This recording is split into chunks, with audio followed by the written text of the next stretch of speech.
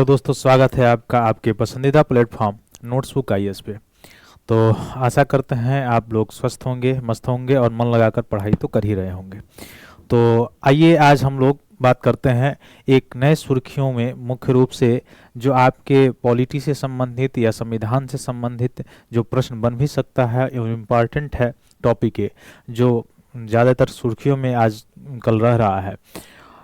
या मुख्य रूप से देखें तो यह टॉपिक इसलिए भी इम्पोर्टेंट हो जाता है क्योंकि आपके कोई भी पेपर हो, चाहे वो वनडे एग्जाम्स हो, चाहे स्टेट पीसीएस हो, चाहे यूपीएससी हो, यहाँ से प्रश्न आते ही आते हैं और बनते ही बनते हैं।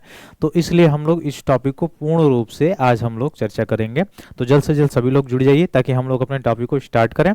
आज हम लोगों का टॉपिक रहने वाला है जो जजेस होते हैं उनके रिमूवल कैसे होता है, यानी उनको हटाने की प्रोसेस क्या है, प्रक्रिया क्या है। तो केवल चूंकि न्यूज़ तो इतना ही है कि इलाहाबाद हाई कोर्ट के एक जज हैं, उनको हटाने के लिए यह प्रोसीजर चल रहा है पार्लियामेंट में।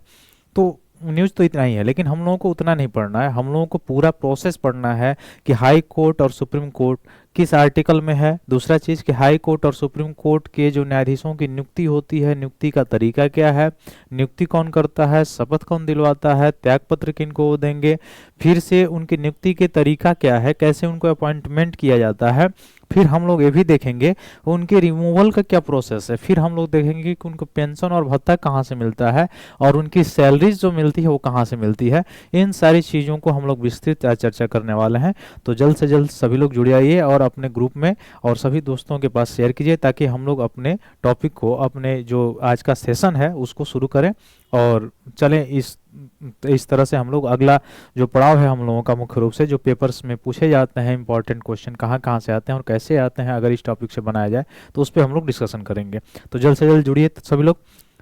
चलिए तो चला जाए। जैसे हम लोग देखेंगे कि जो सुप्रीम कोर्ट का जो न्यायाधीश होते हैं उनके खिलाफ इम्पीचमेंट शब्द का तो प्रयोग होता नहीं है। पहला चीज, इम्पीचमेंट जो शब्द है, यानी इसको कहा जाता है हिंदी में महाभियोग। यह महाभियोग शब्द का प्रयोग केवल और केवल किसके लिए होता है? राष्ट्रपति के लिए होता है। उपराष्ट्रपति पर तो महाभियोग लाया नहीं जाता है, महाभियोग लगाया नहीं जाता है। उनको हटाने का, रिमूवल का प्रोसेस है, लेकिन इम्पीचमेंट का प्रोसेस नहीं है। संविधान में ऐसा नहीं लिखा गया है।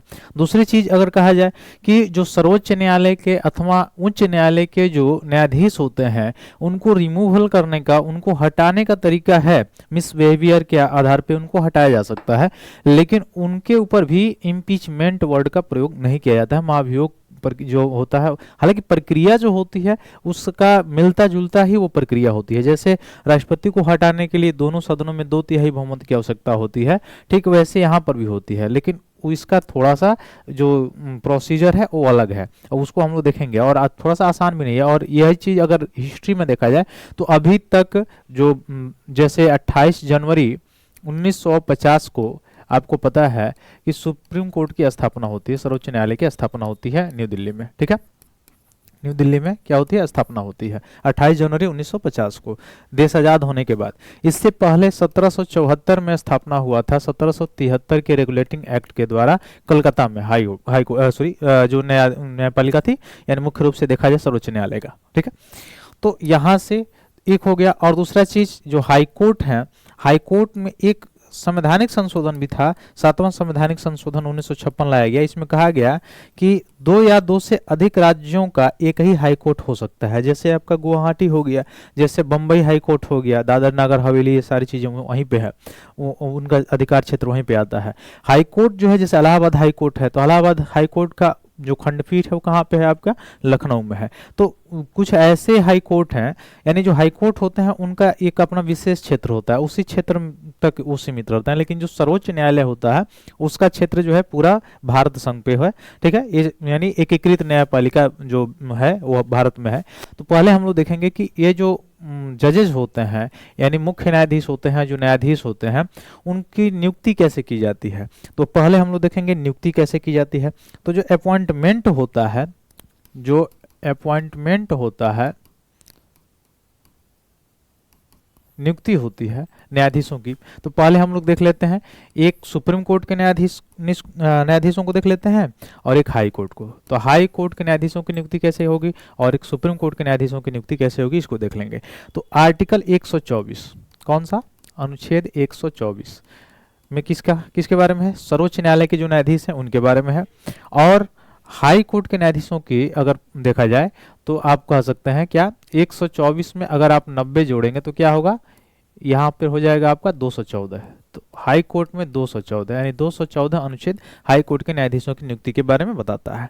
अब नियुक्ति से संबंधित यानी हाई कोर्ट और सुप्रीम कोर्ट के जजों की जो नियुक्ति होती है या जो सीजीआई की नियुक्ति होती है सुप्रीम कोर्ट में, ठीक है, या चीफ जस्टिस की नियुक्ति होती है हाई कोर्ट में मुख्य न्यायाधीश की, तो मुख्य न्यायाधीश यहाँ भी होते हैं, हाई कोर्ट में भी होते हैं और यहाँ भी होते हैं सुप्रीम कोर्ट में। तो यह सीजीआई होते हैं यानी चीफ जस्टिस ऑफ इंडिया होते हैं, भारत के मुख्य न्यायाधीश होते हैं, और यह राज्य के हाई कोर्ट के मुख्य न्यायाधीश होते हैं। तो पहला चीज मैंने बताया कि हाई कोर्ट का जो सीमा है वो 7वें संवैधानिक संशोधन के द्वारा ये कह दिया गया कि 2 या 2 से अधिक राज्यों का एक ही मुख्य रूप से क्या हो सकता है, हाई कोर्ट या उच्च न्यायालय हो सकता है। तो ये अनुच्छेद मैंने बताया। लेकिन इनका अपॉइंटमेंट करने की जो तरीका है वो क्या है? अपॉइंटमेंट करने का तरीका यह सबसे पहले केस शुरू होता है, आप देखेंगे कि फर्स्ट जजेस केस से। पहला जजेस केस कब आता है? 1981 में, 1981 में। तो 1981 में पहला जजों की नियुक्ति संबंधी मामला आता है और इस मामले में सुप्रीम कोर्ट क्या कहता है, सर्वोच्च न्यायालय फर्स्ट जज केस में 1981 में ये कहता है कि केवल कंसल्टेशन लिया जाएगा, किससे? सीजीआई से। यानी जब किसी न्यायाधीश की यानी जब किसी जज की नियुक्ति करनी हो, अपॉइंटमेंट करनी हो, तो अपॉइंटमेंट करने के लिए वह किस व्यक्ति को रिकमेंडेशन करना है, किस व्यक्ति को नियुक्त करना है, उसके लिए जो सीजीआई होते हैं उनसे केवल कंसल्टेशन लिया जाएगा। केवल कंसल्टेशन किया जाएगा यानी इनकी कंसल्टेशन पर बाइंडिंग नहीं होगी। मतलब पहला जज केस में साफ साफ कहा गया 1981 में जो हुआ था कि जो जजों की नियुक्ति होती है वह कौन करेगा? कार्यपालिका करेगी। और मुख्य रूप से जजों की नियुक्ति कौन करता है? प्रेसिडेंट। अपॉइंटमेंट कौन करता है? प्रेसिडेंट करता है। और किसके कहने पे? जो एग्जीक्यूटिव होती है, कार्यपालिका जो होती है, जो मंत्रिपरिषद होती है, उसके कहने पे करते हैं, ठीक है। लेकिन मुख्य रूप से 1981 वाले मामले में सर्वोच्च न्यायालय ने क्या कहा साफ साफ कि हाँ, जो जजों की नियुक्ति होती है उस जजों की नियुक्ति में जो सर्वोच्च न्यायालय है, सर्वोच्च न्यायालय के जो मुख्य न्यायाधीश है उनसे केवल कंसल्टेशन कर लेना है। बाकी उनका जो कंसल्टेशन है वो बाइंडिंग नहीं है एग्जीक्यूटिव पे, कार्यपालिका पे, कि हाँ उनके बताए गए नाम को ही रिकमेंड किया जाए। ठीक, ये मामला समझ में आ गया आपको। अब इसके बाद आता है फिर दूसरा जजेस केस। तो सेकेंड जजेस केस कब आता है? 1993 में, इसको याद रखिएगा। तो द्वितीय जो न्यायपालिका जो है केस आता है, ठीक है, यानी सेकंड जजेस केस आती है, कब आती है? 1993 में आती है। इसमें क्या डिसीजन दिया जाता है सुप्रीम कोर्ट के द्वारा? सुप्रीम कोर्ट के को यहाँ पे थोड़ा सा होश आता है कि नहीं, यहाँ पे न्यायपालिका के जो जैसे आर्टिकल जो 50 है, अनुच्छेद 50 है, उसमें बात की गई है जो न्यायपालिका और कार्यपालिका का पृथक्करण की बात किया गया है, यानी पावर ऑफ डिस्ट्रीब्यूशन की बात की गई है। तो उसमें ये साफ साफ सुप्रीम कोर्ट द्वितीय जजेस केस में 1993 में ये कहता है कि नहीं, ये जो जजों की नियुक्ति होती है उसमें जो सीजीआई है यानी जो न्यायपालिका है, न्यायपालिका का केवल कंसल्टेशन ही नहीं बल्कि उसका न्यायपालिका का कंसल्टेशन का जो होगा वह बाइंडिंग होगा कार्यपालिका पे। यानी जो न्यायपालिका जिस नाम को रिकमेंड करेगी उसको मानना, उस नाम को मानना कार्यपालिका पे बाध्यता होगा और उसी नाम को अपॉइंटमेंट किया जाएगा, उसी नाम के XYZ व्यक्ति को क्या किया जाएगा? अपॉइंट किया जाएगा। आया बात समझ में? तो सेकेंड जजेस केस में 1993 में जो सेकेंड जजेस केस हुआ था उसमें न्यायपालिका ने क्या कहा? पहले वाले में तो साफ कर दिया कि नहीं, कंसर्न भी अगर करता है तो बाइंडिंग नहीं होगी, ठीक है। सेकेंड वाले में क्या कहा? तो सेकेंड वाले में कहा 1993 में, तो मैंने क्या बताया देखिए ध्यान से, 1981 वाले में 1981 जो फर्स्ट जजेस केस था उसमें कहा था कि कंसल्टेशन केवल लेना है, लेकिन कंसल्टेशन बाइंडिंग नहीं है। किस पे? एग्जीक्यूटिव पे, एग्जीक्यूटिव पे यानी कार्यपालिका पे बाइंडिंग नहीं है, बाध्यता नहीं है। दूसरा जब जजेस केस गया तो उसमें सुप्रीम कोर्ट ने कहा, कब? मुख्य रूप से दूसरा जजेस केस जो गया तो दूसरा जजेस केस में 1993 में क्या कहा? सेकंड वाले में कि नहीं, जो जैसे मान लीजिए कि यह कोई नाम है XYZ, किसी पर्सन का नाम है, इस पर्सन का नाम न्यायपालिका यानी जुडिशरी क्या करेगी? किसी XYZ पर्सन के नाम को रिकमेंड करेगी। क्या करेगी, रिकमेंड करेगी। और उसी नाम को जो एग्जीक्यूटिव होंगे, जो कार्यपालिका होगी, वो क्या करेगी, भेजेगी किसके पास, प्रेसिडेंट ऑफ इंडिया के पास। और उसी नाम को क्या करना पड़ेगा, प्रेसिडेंट ऑफ इंडिया को अपॉइंट करना पड़ेगा, क्या, जज। आया समझ में? उसी नाम के व्यक्ति को क्या करना पड़ेगा, जज अपॉइंट करना पड़ेगा, जज नियुक्त करना पड़ेगा, न्यायाधीश नियुक्त करना पड़ेगा। ठीक है, यानी अब यहाँ पे बाइंडिंग बना दिया गया। क्या बना दिया गया, बाइंडिंग बना दिया गया। ठीक है, और इसी सेकेंड वाले में ही क्या आया कंसेप्ट, कॉलेजियम का। किसका कंसेप्ट आया, कॉलेजियम का। इसमें क्या कहा गया कि एक सीजेआई होंगे और इसमें दो जो है सीनियर मोस्ट जज होंगे। क्या होंगे, दो क्या होंगे, तो एक होंगे सीजीआई और प्लस 2 सीनियर मोस्ट जजेस। ये क्या करेंगे, किसी XYZ एक नाम को क्या करेंगे, रिकमेंड करेंगे। और यही XYZ नाम जो है आपकी जो एग्जीक्यूटिव होगी वो क्या करेगी, प्रेसिडेंट को रिफर करेगी और प्रेसिडेंट इस नाम के व्यक्ति को क्या करेंगे, अपॉइंट करेंगे। अब ये जो कॉलेजियम आया, इस ये जो 1 जजेस और 2 सीनियर मोस्ट जो जजेस थे, जिसको कॉलेजियम कहा गया, इसका जिक्र मुख्य रूप से संविधान में कहीं नहीं है। कॉन्स्टिट्यूशन में इसका जिक्र जो है कहीं नहीं मिलेगा आपको। यह खुद स्वयं न्यायपालिका के द्वारा लाया गया एक मैकेनिज्म है। न्यायपालिका के द्वारा, जुडिशरी के द्वारा लाया गया एक क्या है, मैकेनिज्म है। ठीक है, आया समझ में? सेकंड जजेस केस में, तो सेकंड जजेस केस में क्या आया, कॉलेजियम आया। अब इसके बाद आता है फिर कौन सा केस, 1998 में। तो 1998 में आता है कौन सा, थर्ड जजेस केस। तीसरा जजेस केस कब आता है, 1998 में। तो 1998 वाले मामले में सुप्रीम कोर्ट ने क्या कहा कि नहीं, 1998 मामले में कॉलेजियम जो है उसमें कहा कि एक सीजेआई होंगे और 4 सीनियर मोस्ट जज होंगे। 4 सीनियर मोस्ट यानी वरिष्ठ न्यायाधीश होंगे। यह रिकमेंड करेंगे किसी XYZ व्यक्ति को, और यह व्यक्ति जो XYZ व्यक्ति है उसके नाम को भेजा जाएगा कहाँ पे, कार्यपालिका के पास, एग्जीक्यूटिव के पास। ठीक है, अब इस नाम को यह जो एग्जीक्यूटिव है वह एक बार पुनर्विचार के लिए भेज सकती है सीजीआई इस कॉलेजियम के पास। ये कौन सा है, ये ग्रुप कौन सा है, कॉलेजियम ग्रुप। ठीक, खुद न्यायपालिका के द्वारा बनाया गया एक ग्रुप है, एक मैकेनिज्म है। तो अब कितना हो गया, कॉलेजियम में सदस्य कितने हो गए, 5 सदस्य हो गए। मेंबर कितने हो गए, 5।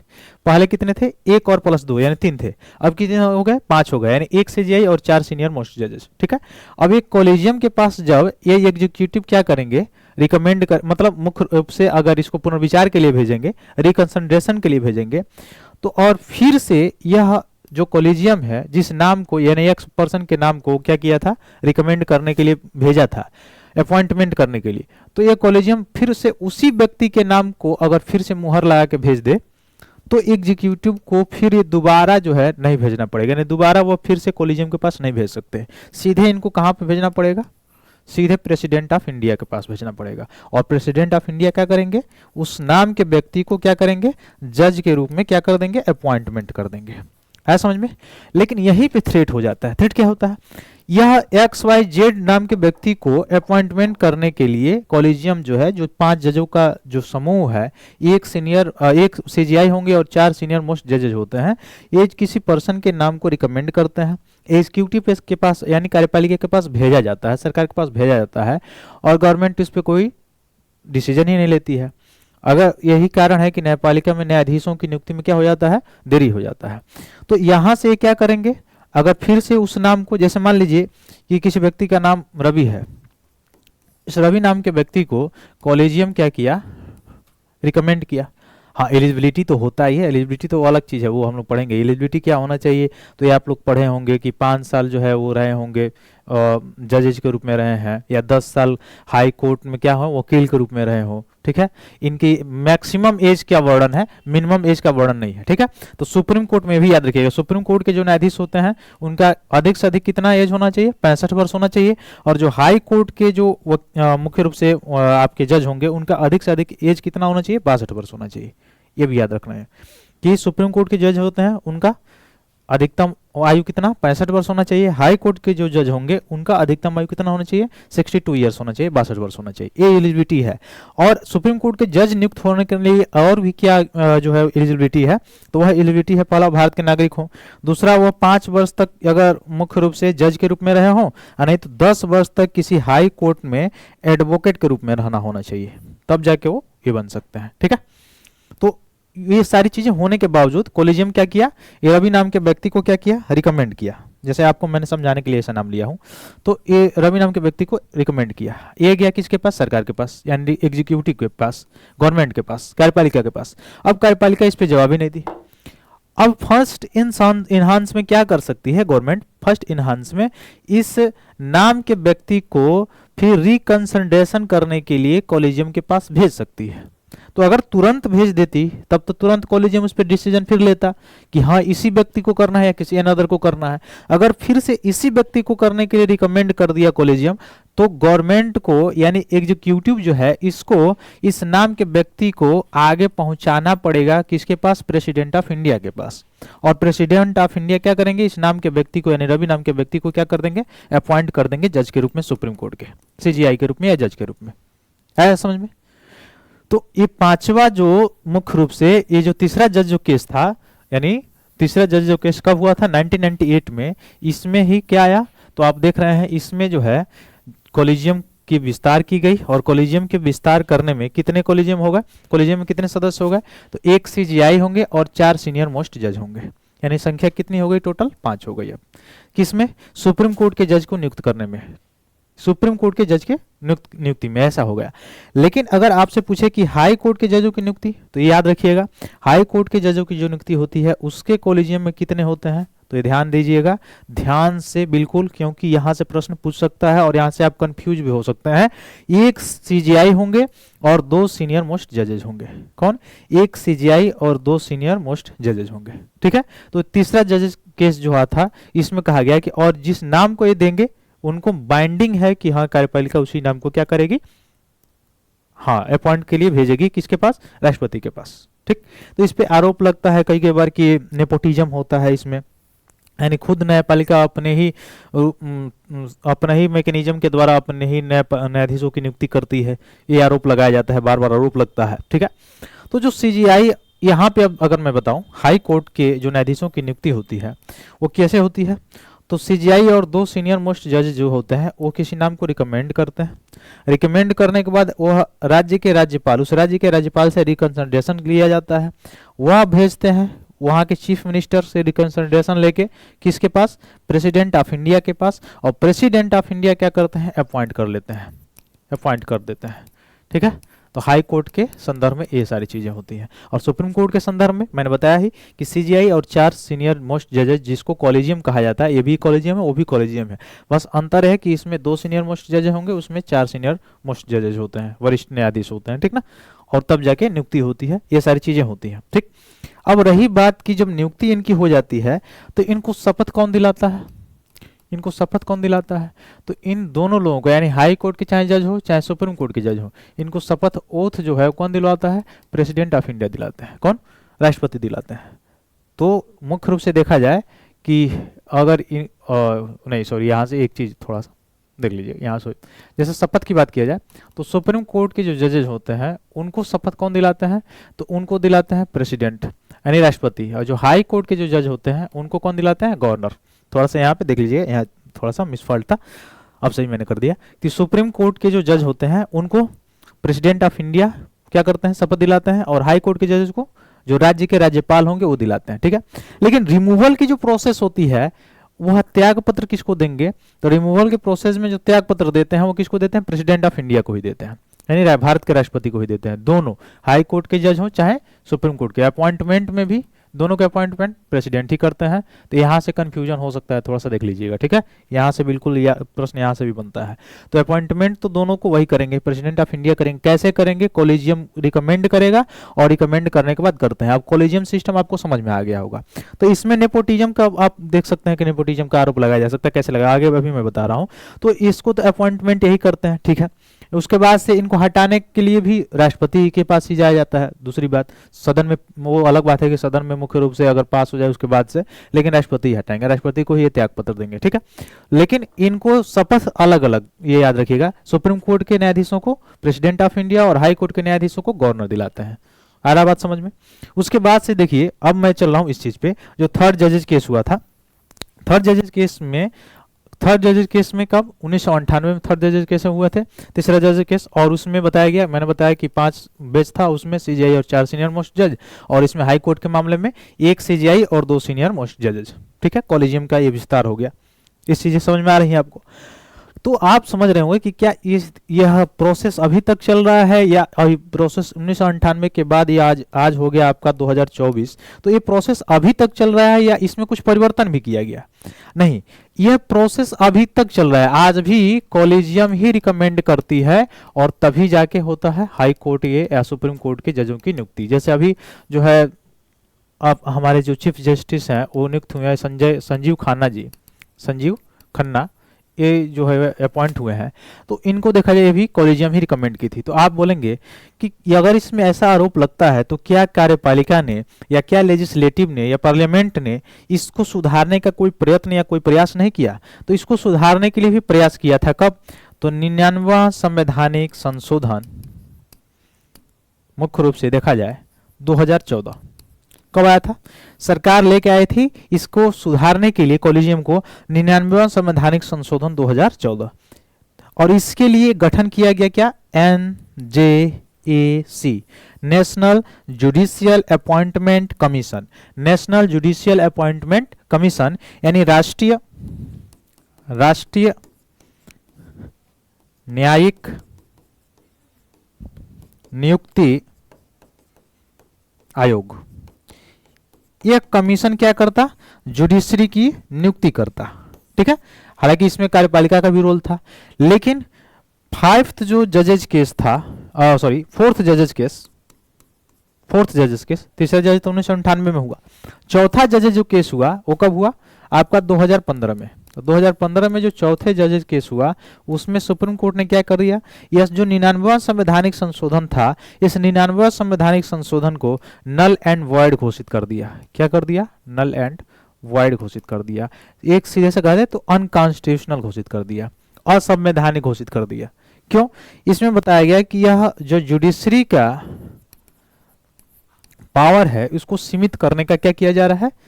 प्रयास किया जा रहा है। या जो ढांचा है, मौलिक ढांचा संविधान का, उसको छीड़ करने का प्रयास किया जा रहा है। और इस आधार पर 99वां संवैधानिक संशोधन 2014 को, यानी जो ये आयोग बनाई गई थी गवर्नमेंट के द्वारा, NJAC, यह 2015 में क्या किया? न्यायपालिका ने इसको असंवैधानिक घोषित कर दिया। तो अब बोलेंगे अब क्या स्थिति है? तो अब वही पूर्व वाली स्थिति है, 1998 वाली। इसी तहत क्या होती है? अपॉइंटमेंट होती है। ये सारी चीजें आपको समझ में आई होंगी। तो इसी तरह अभी अपॉइंटमेंट होती है हाई कोर्ट और सुप्रीम कोर्ट के जजों की। कैसे? थर्ड जजेस केस में जो सुनाए गए थे फैसला, उसी के अनुसार एंड कॉलेजियम करता है। हाई कोर्ट के लिए भी कॉलेजियम और सुप्रीम कोर्ट के लिए भी कॉलेजियम। वो अलग बात है कि सुप्रीम कोर्ट की जो कॉलेजियम होती है उसमें 1 CJI और 4 सीनियर मोस्ट जज, और हाई कोर्ट की जो कॉलेजियम होती है उसमें 1 CJI और 2 सीनियर मोस्ट जज होते हैं, ठीक। तो ये सारी चीजें आप याद रखेंगे। आगे देखिए, तो ये मैंने बताया। अब अगर हम बात कर लें कि इनको, ये तो हो गया कि अपॉइंटमेंट कैसे होता है, और अगर हम बात करें कि रिमूवल इनका कैसे होता है, यानी इनको हटाने की प्रक्रिया क्या है, कैसे इनको हटाया जा सकता है। तो इनको हटाने की प्रक्रिया, पहला चीज, इम्पीचमेंट तो शब्द का प्रयोग इनके ऊपर नहीं किया जाता है, महाभियोग तो नहीं लगाया जाता, मैंने पहले ही बताया। महाभियोग की प्रक्रिया जो होती है राष्ट्रपति पर ही लगती है। तो 124(4) जो है, अनुच्छेद 124(4) क्या कहता है सुप्रीम कोर्ट के बारे में कि जजेस inquiry act 1968 determine the procedure of removal of जजेस। क्या कहता है कि जजों की जो रिमूवल का प्रोसेस है उसके बारे में बात करता है, आर्टिकल 124 का सब क्लास 4। अब उसमें क्या कहा गया है कि यदि ये, मतलब अगर रिमूवल का जो प्रोसेस वो कैसे लाया जाता है, जैसे सुप्रीम कोर्ट के जो जजेज हैं या हाई कोर्ट के जजेज हैं, उनको हटाने का प्रक्रिया कैसे होती है, तो कैसे उनको हटाया जा सकता है। तो इसके लिए 100 मेंबर लोकसभा के और 50 मेंबर कहाँ के? राज्यसभा के। कौन कौन? 100 सदस्य लोकसभा के और 50 सदस्य राज्यसभा के साइन यानी लिखित हस्ताक्षर से क्या करते हैं, अगर वो प्रेसिडेंट ऑफ इंडिया के पास देते हैं, उसके बाद से वह अगर स्पीकर के पास डिलीवर होता है, कहाँ पे, लोकसभा या फिर से राज्यसभा के जो चेयरमैन होते हैं उनके पास, तो लिखित पहले क्या होना चाहिए, जैसे अगर हम लोग राष्ट्रपति के संबंध में देखें तो लाने के लिए प्रस्ताव या मोशन लाने के लिए क्या किया जाता है, लोकसभा या राज्यसभा कहीं भी लाया जा सकता है। ठीक, यहाँ पर भी मोशन लाया जाता है उनको हटाने की प्रक्रिया के लिए, तो लोकसभा या राज्यसभा कहीं भी लाया सकता है। वहां पर क्या था, राष्ट्रपति को हटाने के लिए 1/4 सदस्य को साइन करना पड़ता था पहले हटाने के प्रोसीजर लाने के लिए। ठीक, और 14 दिन पहले नोटिस दिया जाता था। तो यहाँ पर क्या प्रक्रिया है, यहाँ पर प्रक्रिया है कि राज्यसभा के 50 सदस्य और लोकसभा के 100 सदस्य अगर लिखित रूप से साइन करके देते हैं, और किसको, जो राज्यसभा के या तो चेयरपर्सन है उनको या लोकसभा के जो स्पीकर हैं उनको, ठीक है, तब ये प्रक्रिया लाई जाती है, मोशन लाई जाती है। उसके बाद से जो पीठासीन अधिकारी होते हैं वो भी उनके मुख्य रूप से, और दूसरा चीज इसमें इन्वेस्टिगेशन होता है एक कमेटी के द्वारा। इस कमेटी में कितने जज होते हैं, 3 जज। इन 3 जजों की कमेटी के द्वारा इसमें अन्वेषण होता है, मुख्य रूप से जांच होता है, और जांच करने के बाद, अगर जांच करने के बाद, और ये जो मुख्य रूप से अगर देखा जाए जो कमेटी बनी होती है उसमें क्या होते हैं, 3 जज होते हैं सुप्रीम कोर्ट के, ठीक, वही जांच करते हैं। अगर एक कमेटी जांच करने के बाद अगर मिसबिहेवियर पाती है, ठीक है, मिसबिहेवियर या अक्षमता पाती है, तो क्या करेगी, हाउस को यानी सदन को क्या कर देगी, यह मोशन जहां पे लाया गया था, जहां पे यह उनको हटाने का प्रस्ताव जिस सदन में लाया गया था वहां पे समिति पेश करती है, और अगर पाती है कि अक्षमता है या मुख्य रूप से इसमें मिसबिहेवियर है या गिल्टी दोषी पाती है अगर उस न्यायाधीश को, तो उस सदन में अपने रिपोर्ट को पेश करती है, सबमिट करती है, और तब जब सबमिट कर देती है तब उसके बाद से 2/3 of total, majority of total and 2/3 of the its member president and voting, तो वोटिंग कराई जाती है 2/3 बहुमत के द्वारा। अगर दोनों सदनों में, लोकसभा में भी और राज्यसभा में भी, अगर वह बिल पारित हो जाता है तो उस दिन से वह जज क्या हो जाएंगे, उनका पद क्या हो जाएगा, खाली हो जाएगा, यानी वह रिमूव हो जाएंगे। और रिमूव कौन करेगा, द प्रेसिडेंट ऑफ इंडिया। ठीक है, तो ये प्रोसीजर होता है उनको रिमूवल करने का। लेकिन अभी तक जो प्रोसीजर मैंने बताया, जिसको ऐसे सामान्य में कहा जा रहा है कि हाँ इम्पीचमेंट है, महाभियोग है, वास्तव में महाभियोग शब्द का तो प्रयोग किया नहीं गया है इनके लिए। लेकिन ये जो प्रक्रिया अभी तक किसी भी न्यायाधीश पर, किसी भी जुडिशरी के लिए पास नहीं हुआ। इस प्रक्रिया के द्वारा कोई भी जुडिशरी अभी तक भारतीय संविधान में हटा नहीं है। ठीक है, तो इलाहाबाद हाई कोर्ट के जज थे, उनके खिलाफ अभी लाया गया था, इसीलिए चर्चा में था। तो मैंने सोचा कि ये सारी चीज़ें आपको जानकारी होनी चाहिए, क्योंकि परीक्षा के लिए बहुत ज़्यादा इंपॉर्टेंट है। तो याद रखिएगा, रिमूवल का प्रोसेस क्या था, राज्यसभा में 50 और लोकसभा में 100 सदस्य साइन करेंगे। उसके बाद से वहाँ पे प्रिजाइडिंग ऑफिसर के पास जाएगा, यानी पीठासीन अधिकारी। उसके बाद से 3 जजों की कमेटी बनती है, वो जाँच करती है। अगर जाँच में वो गिल्टी पाती है तब उस सदन में क्या करती है, सबमिट करती है अपने रिपोर्ट को, फिर रिपोर्ट पे तब वोटिंग कराई जाती है। अगर नहीं पाती है गिल्टी तो सीधे सीधे वहीं से समाप्त हो जाती है कहानी। ठीक है, तब नहीं लाया जाता है ये प्रोसीजर, तब नहीं लाया जाएगा। अगर गिल्टी पाती है तब प्रोसीजर लाया जाता है और 2/3 बहुमत से वोटिंग कराई जाती है। अगर 2/3 बहुमत से पारित हो गया दोनों सदनों में, लोकसभा राज्यसभा से, तब वो रिमूव हो जाएंगे। तो ये तो है रिमूवल का प्रोसेस। हाँ, दोनों के लिए सेम है, हाई कोर्ट के लिए भी और सुप्रीम कोर्ट के लिए, दोनों के लिए सेम प्रोसीजर है, दोनों के लिए सेम प्रोसीजर है। ठीक है, बस ईयर्स याद रखिएगा, मिनिमम ईयर्स का कोई क्राइटेरिया नहीं है, मैक्सिमम ईयर्स है। मैक्सिमम ईयर्स सुप्रीम कोर्ट के लिए 65 ईयर्स और 62 ईयर्स किसके लिए है, हाई कोर्ट के लिए। मैक्सिमम है, मिनिमम नहीं है, इस चीज को याद रखिएगा। ठीक है, तो ये मैंने बताया क्या क्या चीज़ है 124 इसके अनुसार। ठीक, और अगर आगे देखा जाए, अब देखा जाए मुख्य रूप से इनकी सैलरी कैसे मिलती है, यानी अलाउंस और भत्ता कहाँ से मिलता है। तो जो जजेज होते हैं कहाँ के, सुप्रीम कोर्ट के और कहाँ के, हाई कोर्ट के। तो यहाँ सुप्रीम कोर्ट में तो कोई कंफ्यूजन नहीं होता है, हाई कोर्ट में बहुत ज़्यादा कंफ्यूजन होता है। तो जो सर्वोच्च न्यायालय के न्यायाधीश होते हैं या उच्च न्यायालय के जो न्यायाधीश होते हैं, उनकी सैलरी यानी उनकी जो वेतन होता है कहाँ से दिया जाता है। तो उनका जो वेतन होता है मुख्य रूप से कहाँ से दिया जाता है, तो आप देख सकते हैं कंसोलिडेटेड जो फंड होता है, यानी कंसोलिडेटेड जो फंड होता है वहाँ से दिया जाता है। यानी भारत की जो संचित निधि होती है, भारत की संचित निधि जो होती है, वहीं से क्या दिया जाता है, इनको वेतन दिया जाता है, उनको वेतन दिया जाता है। एक बार नियुक्ति होने के बाद इनके वेतन में कटौती नहीं की जाती है। ठीक, ये भी चीजें हैं। तो इनको मुख्य रूप से वेतन कहाँ से मिलता है, भारत के संचित निधि से। और वेतन की अगर बात किया जाए अनुसूची में, तो कौन सी अनुसूचियां हैं जो वेतन के लिए, 2, अनुसूची 2, शेड्यूल 2 भारतीय संविधान का जो शेड्यूल 2 है, अनुसूची 2 है, उसमें वेतन की बात की गई है, वेतन और भत्ता की। तो वेतन, पेंशन और भत्ता जो है सुप्रीम कोर्ट के न्यायाधीशों को कहाँ से दिया जाता है? भारत की संचित निधि से। हाई कोर्ट के जो न्यायाधीश होते हैं उनको वेतन कहाँ से मिलता है? तो वेतन तो मिलता है भारत की संचित निधि से, राज्य की नहीं, ये याद रखिएगा, राज्य की नहीं, भारत की संचित निधि से। लेकिन अगर पेंशन की बात कर दी जाए तो पेंशन जो रिटायर होने के बाद कहां से मिलता है? राज्य की संचित निधि से। इस चीज को याद रखिएगा, ठीक है। तो द रिटायर्ड जजेज of supreme court and all high court is entitled the pension which of the drawn the consolidated fund of India, ठीक है। कहां से दिया जाता है? कहां से? संचित निधि से, ठीक। इस चीज को याद रखिएगा, ठीक। तो ये सारी चीजें हैं। तो और मुख्य रूप से देखा जाए कि हाई कोर्ट कि जो जजेज होते हैं उनको मैंने बताया है कि केस कौन ओथ दिलाता है, कौन शपथ दिलाता है? तो जो गवर्नर होते हैं, राज्यपाल होते हैं, वो शपथ दिलाते हैं। तो ये सारी चीज़ें आपको समझ में आई होंगी, आशा करते हैं सभी चीज़ें आपके एग्जाम्स ऑफ व्यूज़ के लिए बहुत ज़्यादा इंपॉर्टेंट लगी होंगी आपको, और आपके परीक्षा में जो भी प्रश्न बन सकते हैं इस सारी चीज़ों से, ये मैंने बताया। हाँ, रीट वाला भी होता है, रीट वाले भी प्रश्न होते हैं कि रीट के क्षेत्राधिकार के मामले में हाई कोर्ट का क्षेत्राधिकार ज़्यादा है कि सर्वोच्च न्यायालय का, यानी सुप्रीम कोर्ट का? तो हाई कोर्ट का ज़्यादा है 226 आर्टिकल के तहत। आर्टिकल 32 के तहत जो सुप्रीम कोर्ट होता है 5 ही तरह का रीट जारी करता है, जबकि हाई कोर्ट जो है 226 के तहत 6 रीट जारी करता है, ठीक है। तो वो तो हम लोग मौलिक अधिकार वगैरह में पढ़े ही होंगे, ठीक है, इसलिए मैंने उस चीज़ को यहाँ पे इंटरलिंक नहीं किया। बाकी ये सारी चीज़ें जो हाई कोर्ट और सुप्रीम कोर्ट से रिलेटेड थी जो उस चैप्टर से, वो मैंने इसमें कवर करने का प्रयास किया ताकि आपको पूर्ण रूप से अच्छे से समझ में आ जाए। और यहाँ से कोई भी प्रश्न आएगा, चाहे आपका स्टेट पीसीएस का एग्जाम हो, चाहे आपका यूपीएससी का एग्जाम हो, वहाँ कहीं से भी नहीं छूटने वाला है, अगर इसको अच्छी तरह से अगर आप समझ लेंगे तो, ठीक है। तो आशा करते हैं सारी चीज़ें आपको समझ में आई होगी। ज़्यादा से ज़्यादा लाइक कीजिए, सब्सक्राइब कीजिए, क्योंकि हम लोगों के लिए जो मुख्यतः जो लगाव है वो यही चीज़ है, ठीक है। तो फिर मिलते हैं अगले क्लास में, तब तक के लिए बहुत बहुत धन्यवाद दोस्तों। जय हिंद।